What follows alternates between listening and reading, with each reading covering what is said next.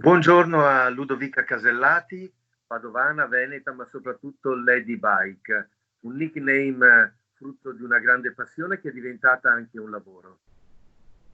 Esatto, sì, sì, beh, sai, tutto è iniziato da un viaggio che ho fatto per caso, proprio un viaggio stampa, perché sono giornalista, un viaggio stampa che ho fatto tanti anni fa in Francia, sui Castelli della Loira. E quando ho visto il clima che si è creato, l'ho fatto con mio marito e mio figlio, quanto affiatamento, quanta condivisione. Beh, ho detto, primo, se l'ho fatto io che non sono una super sportiva, diciamoci la verità, ecco perché mi chiamano Lady Bici, perché sono la signora Maria della bicicletta e quello che faccio io lo può fare chiunque. E quindi ho detto, bene, è alla portata di tutti ed è un buonissimo sistema per fare vacanze anche diverse all'aria aperta e conoscere i territori. È davvero cambiato qualcosa per il mondo della mobilità sostenibile e del cicloturismo? Sono due cose ben diverse dopo il coronavirus. Allora, io credo proprio di sì. Noi diciamo facciamo di necessità virtù. Allora, in questo momento usare i mezzi pubblici non ci piace e questa può essere un bel incentivo per alcuni a prendere fuori la bicicletta e cominciare a pedalare. C'è stato il bonus bici che ha sicuramente favorito questa ripresa in mano della bicicletta da parte di chi non l'aveva. C'è chi ha tirato fuori la bicicletta, questi sono dati ANCMA, e l'ha portata a riparare per poterla usare. E poi la terza motivazione in questo momento nelle città per utilizzare la bici è che siamo stati un po' fermi e la bici ci mette in movimento e questa è una grande qualità. E questo è per la mobilità urbana perché ci distanzia, ci porta all'aria aperta, ci fa muovere, insomma ha tante proprietà positive.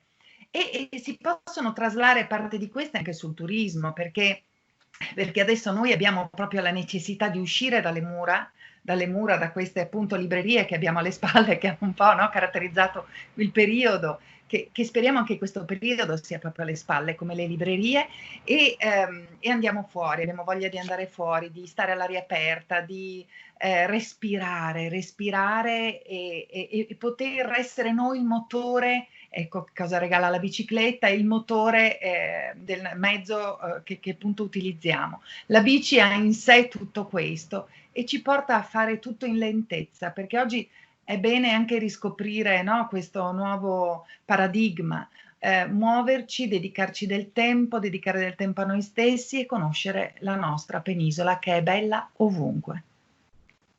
Ci sono differenze marcate a seconda dei territori rispetto non solo alla cultura dell'utilizzo della bicicletta, ma anche alla presenza di ciclopiste, a percorsi più o meno strutturati, a tutto quello che li circonda, dalle officine ai ristori. Qual è la situazione in Veneto?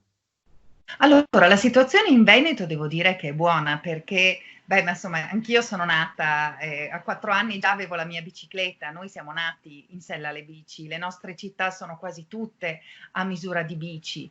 E quindi siamo un po' facilitati, abbiamo delle ciclovie che stanno per essere realizzate e ultimate, abbiamo dei percorsi su strade, pensiamo alle colline del Prosecco, abbiamo dei percorsi bellissimi su strade secondarie che ci possono portare a scoprire questi territori che sono diventati patrimonio UNESCO, abbiamo le Dolomiti, volendo possiamo andare da Cortina, quindi sempre patrimonio UNESCO perché noi di bellezze, appunto noi siamo proprio ricchi, e arrivare a Venezia, arrivare a Jesolo, al mare, tutto in bicicletta, ovviamente con una guida perché questo percorso non è perfettamente segnalato, parte su una ferrovia dismessa, quella che portava, come sapete, da Cortina a Calalzo e poi via via ci sono altri vari pezzi gradevolissimi, bellissimi e ognuno con delle caratteristiche diverse.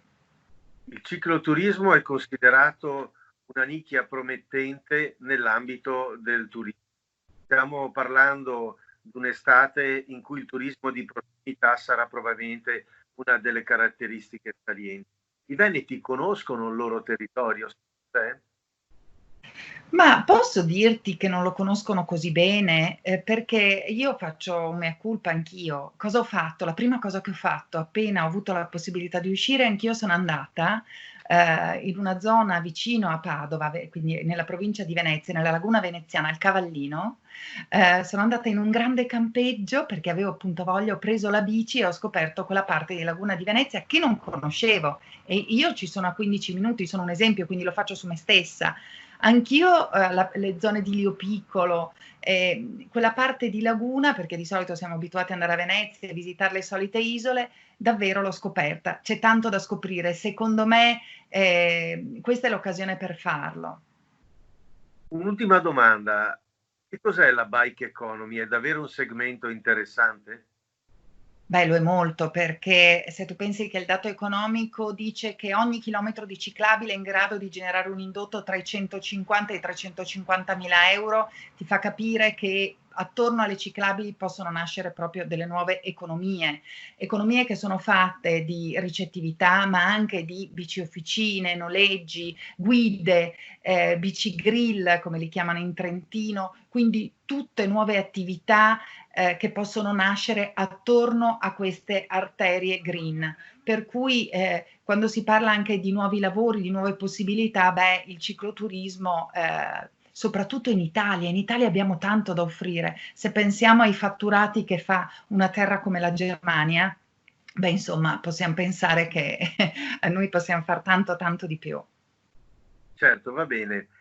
Sperling e Kupfer, la bici della felicità, o se volete, perché gioca molto, la BC della felicità, è il libro di Ludovica in libreria. Grazie e buona pedalata. Grazie e buone pedalate a tutti.